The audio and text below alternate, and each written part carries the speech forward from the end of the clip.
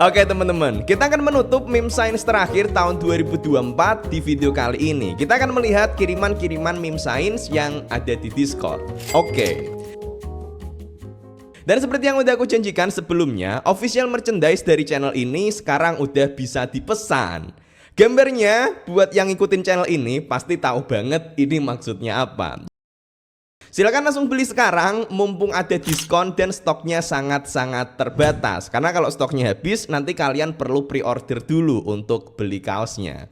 Ini aku collab sama Waveline dan dia juga ada beberapa merch bertema science yang lainnya. Silahkan dicek, silahkan dibeli, linknya ada di sini atau di pin komen atau di deskripsi. Oke.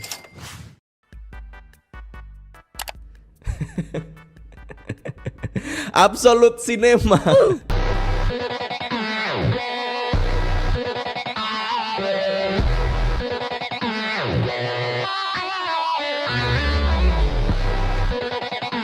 Nah, inilah dia the real absolute cinema, teman-teman.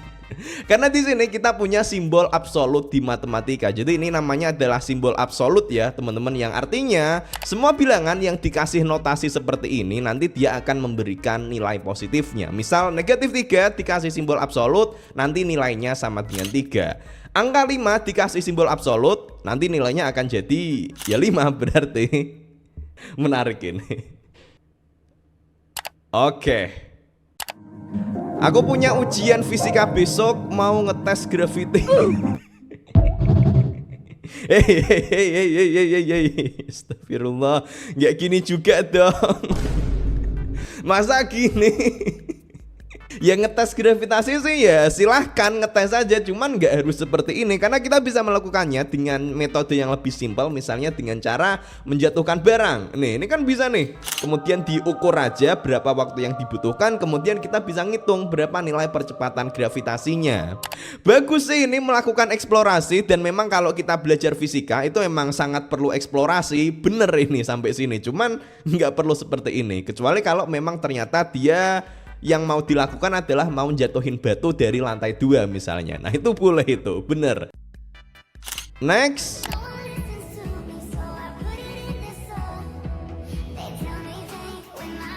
Wait, sebentar. Dia menggambar kartun apa ini? We Bear Bear dengan grafik matematika. Sebentar teman-teman, sebentar. Oke, ini memang mungkin ya. Jadi pertama, grafik matematika itu memang bisa dipakai untuk menggambar. Misalnya kalau kita pengen garis melengkung, kita bisa pakai fungsi kuadrat. Kemudian untuk membatasi garisnya kita bisa membatasi rentang X-nya, rentang Y-nya berapa. Ini memang memungkinkan, tapi ini kan kita juga udah pernah lihat ya yang sebelumnya yang gambar Naruto juga. Tapi kok semulus ini ya? Masa yang nggak ada proses di delete-nya, angkanya diubah dulu dan sejenisnya. Malah jadi ragu ini kalau terlalu sempurna seperti ini. Silahkan kalau ada yang tahu gimana caranya untuk bikin seperti ini, silahkan komen teman-teman. Mungkin aja udah ada tool untuk mengubah gambar kemudian jadi grafik matematika dan grafiknya kemudian dimasukin ke sini. Karena kalau misalnya ini dilakukan secara manual kayaknya kok agak sulit ya, apalagi di sini prosesnya sangat-sangat mulus. Tapi ini menarik. Momen ketika rambut lu berdiri karena percobaan listrik statis. Lagi di luar terus ada badai. Waduh, ini sangat-sangat dark ini. Rambut berdiri yang ada di sisi kiri sama yang di sisi kanan, sebenarnya proses fisika yang terjadi sebenarnya sama, yaitu sama-sama diakibatkan oleh listrik statis. Listrik statis adalah muatan listrik yang tidak bergerak, dan ketika tubuh kita menerima listrik statis dalam jumlah yang banyak, nanti di bagian rambut akan ada konsentrasi muatan listrik yang banyak. Dan berhubung muatan listrik ini mereka muatannya sama, mereka akan saling tolak menolak dan membuat rambut nanti akan berdiri. Di sebelah kiri, listrik statisnya memang sengaja dibuat dengan menggunakan alat generator Van de Graaff. Yang ini aku juga punya alatnya dan udah pernah aku bikin juga videonya. Sementara itu, yang di sisi kanan, nah ini agak berbahaya. Ketika awan mau hujan, mau petir, maka di situ ada konsentrasi muatan listrik statis yang besar. Dan ketika konsentrasi ini udah semakin besar, jadilah nanti petir akan menyambar. Jadi peristiwa ini adalah tanda-tanda kalau petir mau menyambar di area sekitar itu. Jadi harus hati-hati teman-teman. Jangan foto-foto, mending segera kabur.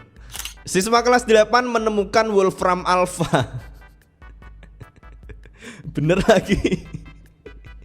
Kalau aku dulu konteksnya nggak kelas 8 juga sih. Aku tahu Wolfram Alpha itu pas zaman-zaman kuliah di semester-semester awal. Dan emang pas ketika aku tahu bener-bener mind blowing. Karena gini, kita coba aja sekalian.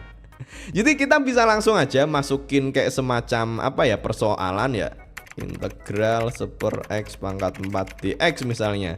Dan di sini nanti persoalannya akan bisa langsung diselesaikan. Dan juga bisa lihat grafiknya, kemudian juga bisa langsung tahu proses step by stepnya. Ini sangat-sangat menarik dan sangat membantu ketika pas misal lagi belajar dulu ya teman-teman. Nah mungkin kalau sekarang ini seperti momen ketika orang-orang zaman sekarang ketemu ChatGPT mungkin ya. ChatGPT kan sangat-sangat gila ya, sangat-sangat canggih ya.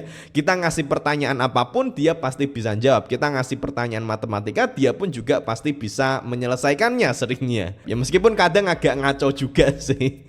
Nah dari sini sebenarnya aku juga agak mikir teman-teman, masa depan itu nanti bakal jadi kayak gimana ya? Karena orang-orang bisa dengan mudah mendapatkan jawaban tanpa perlu effort, tanpa perlu mikir. Dan nanti lama-lama otak kita bakal jadi makin bodoh kan?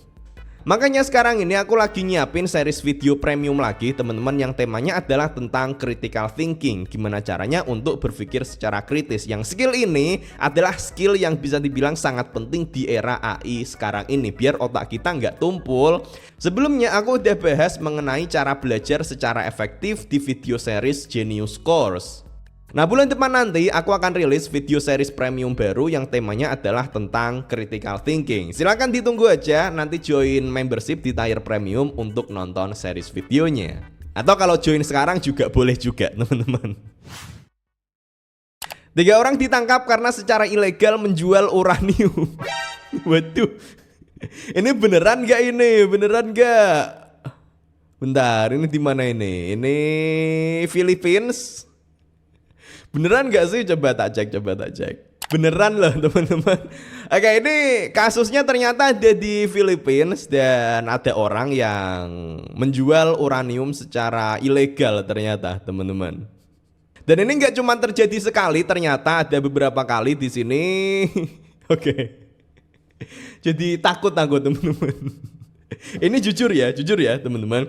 Beberapa video terakhir kan aku sering bahas tentang nuklir ya. Dan sebenarnya aku udah mempertimbangkan untuk beli uranium beneran loh teman-teman. Mineral uranium ya, tapi bukan uranium 235. Mineral uranium itu biasanya uranium 238 banyaknya. Dan kemudian dia tingkat radiasinya juga masih sangat-sangat kecil, karena memang dia belum diperkaya lah kandungannya. Nih tak tunjukin nih.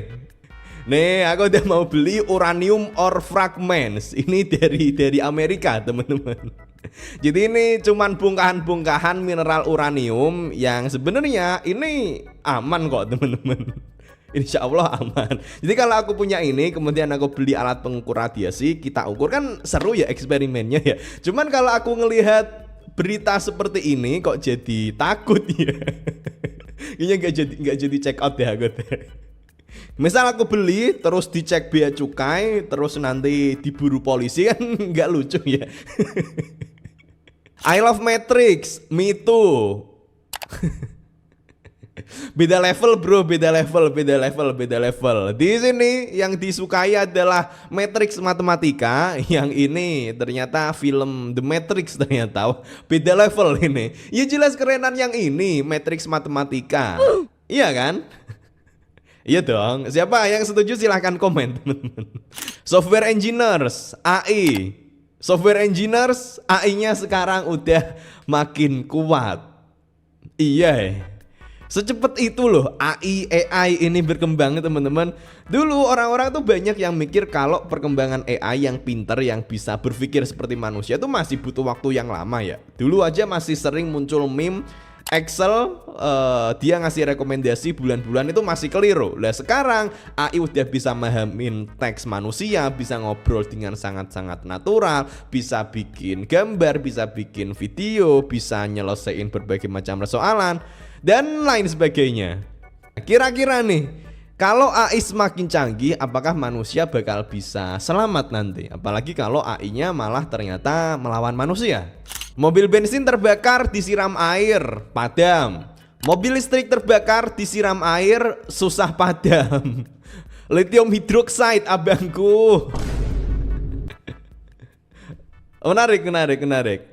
Jadi gini, pada mobil listrik dia kan pakai banyak rangkaian baterai nih yang biasanya pakai lithium ion atau lithium ferrofosfat dan lain sebagainya. Nah, ketika dia terpicu pada kebakaran seperti ini, nantinya akan terjadi semacam reaksi berantai di mana sel baterai-baterai yang lainnya nanti juga akan ikut terbakar. Dan di sini dia akan menghasilkan suhu yang sangat-sangat tinggi hingga 1000 derajat atau bahkan lebih. Jadi untuk memadamkan mobil listrik ini nanti butuh teknik yang berbeda. Apalagi kalau lithium murni aja itu kalau kena air dia akan meledak. Tapi tenang aja, kalau udah bentuk di baterai dia nggak langsung meledak kayak gitu.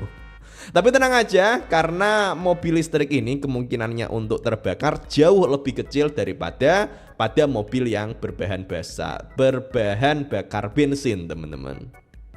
Bro, ya kali ada ilmuwan yang lockout gara-gara penemuannya sendiri. Mbak-mbak inisial M. Haha, lucu bang. Lockout apa ini? Login, lockout.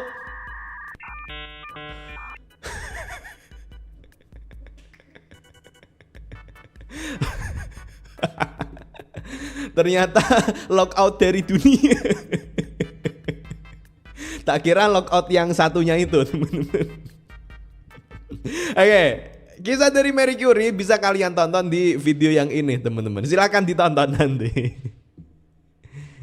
Ketika dikasih pilihan 1 juta rupiah atau 1000 rupiah yang dikalikan 0,5 tiap hari, temen lo yang sok pinter 1 juta. Sok pinter sih, keliru kamu.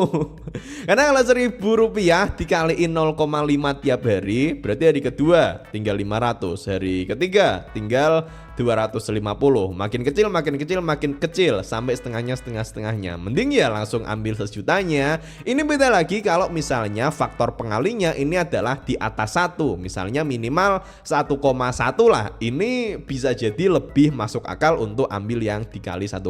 Misalnya kita coba aja, misalnya dari 1000 rupiah, kemudian ini kita kaliin pakai faktor 1,1. Kita coba tarik aja. Set. Nah, di sini langsung bisa kita lihat nih. Meskipun awalnya cuma 1000, tapi kalau dikali 1,1 tiap hari dalam waktu singkat dia udah melebihi sejuta. Sejuta ini udah dalam waktu 75 harian. Kemudian dalam waktu singkat lagi dia naik udah sampai 2 juta. Ini naik lagi sampai banyak banget nantinya. Ketika Pro Biliar nantangin orang-orang dan yang nerima tantangan malah anak fisika. Waduh. Iya, jelas menang Pro Biliarnya. Secara prinsipnya main biliar itu memang gampang ya teman-teman. Ketika kena dinding, sudut datang sama dengan sudut pantul. Atau kalau misalkan bolanya nanti berputar, gerakannya akan melengkung. Ini cuma permainan aksi reaksi, bener. Tapi soal cara gimana nyodoknya, tekniknya, ini nggak bisa kalau cuman dengan paham prinsip fisikanya aja. Tapi kalau ada pro biliar yang dia belajar fisika, mantap itu, pasti pro player dia nantinya. Oke, gitu dulu saja teman-teman untuk video kali ini. Semoga menghibur, semoga ada yang bisa diambil pelajarannya. Dan kita ketemu lagi di 2025 meme science selanjutnya. Terima kasih.